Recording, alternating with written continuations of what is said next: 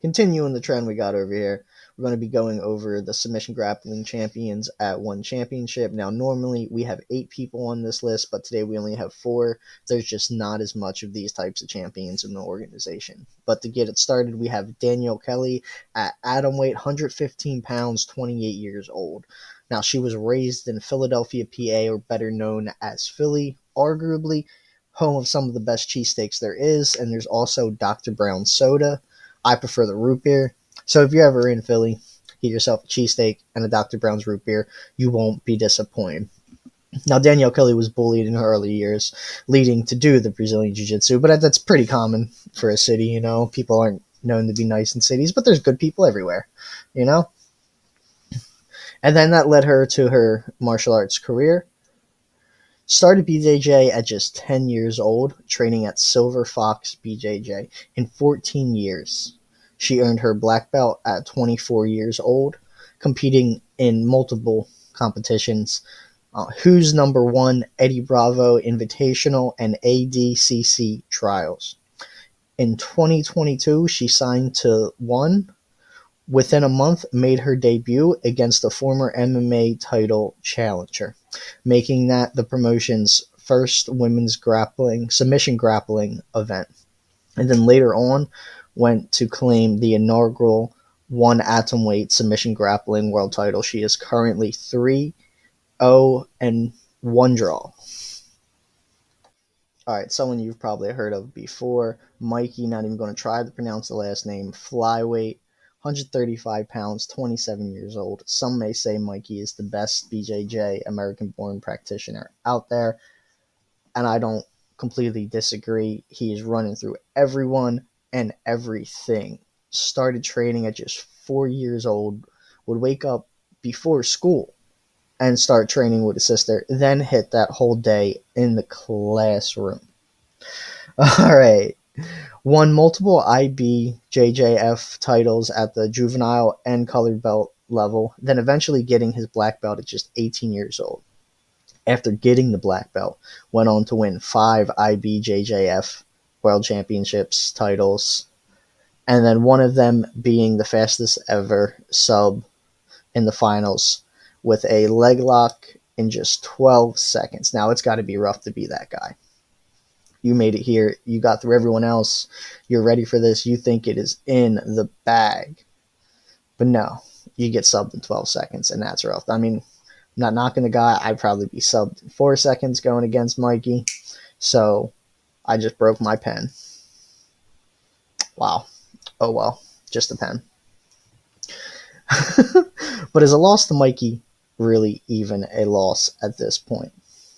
All right, and then he went on to make his ONE debut in 2022, getting a UD finish, I believe, and then getting the 50K performance bonus. Now, that's got to be amazing, getting that 50K in your debut.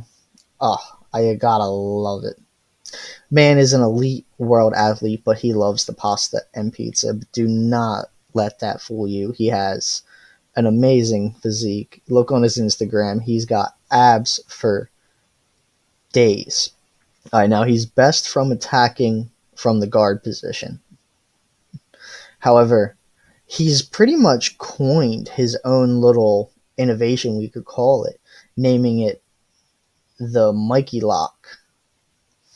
Now, still undefeated and with a record of 6-0 in ONE FC, 4 of them by finish. However, I've been seeing videos of him hitting pads. Looks like he's doing some striking work, so I don't know. Is Mikey teasing an MMA debut? But only time will tell on that one.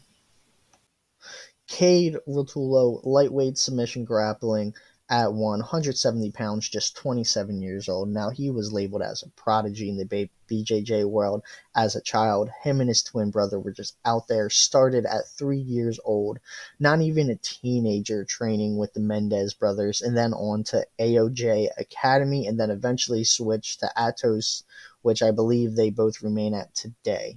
Cade won the IBJJF brown belt. Then him and his twin brother were both awarded their black belts. After that, they went to ONE. Now 2022, Cade debuted and won, got a UD victory over Shinya Aoki, and then in the same year became the youngest world champ at ADCC, keeping the ball rolling. Went on to win the inaugural ONE lightweight submission grappling belt. All that. It's just 2022. That was an amazing year for him. Currently 4-1 in the ONE FC and still undefeated in submission grappling at the black belt level.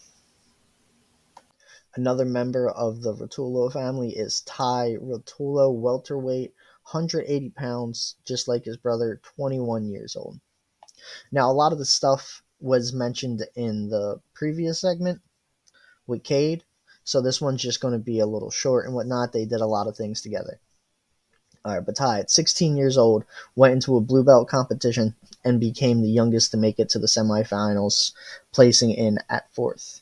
Made his one debut against Gary the Lion Killer and remained to stay undefeated and won with a record of 5-0, 3 of them being finishes.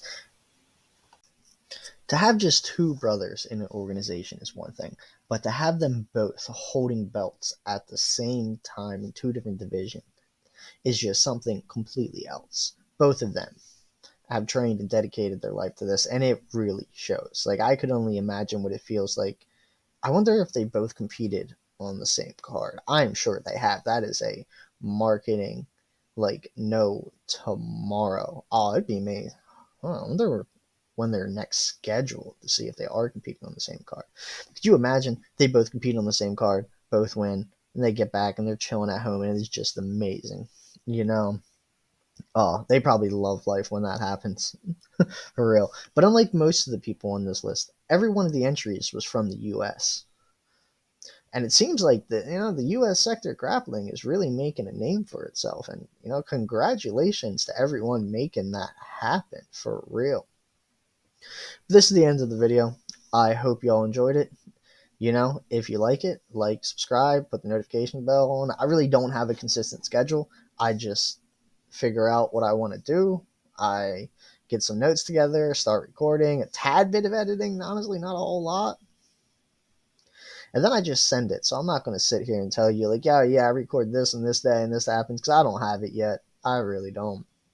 But we're getting there, and we'll figure some things out. But if you liked it, you already know what to do. If you didn't, I'll take some criticism in the comments. And if you just want to talk some trash, feel free. Just start talking some trash in the comments. Now, I know these things behind me. I'm sure you've all seen them.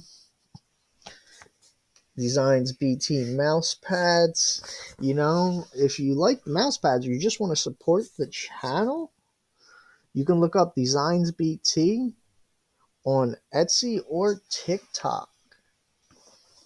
Actually, I don't have these on the TikTok yet. I think I just have them on the Etsy. But this thing, I got this little cute skeleton dragon, and then a few other things. I actually got a lot of these canvases. They are both on Designs BT Art, and you can find that on Etsy and TikTok.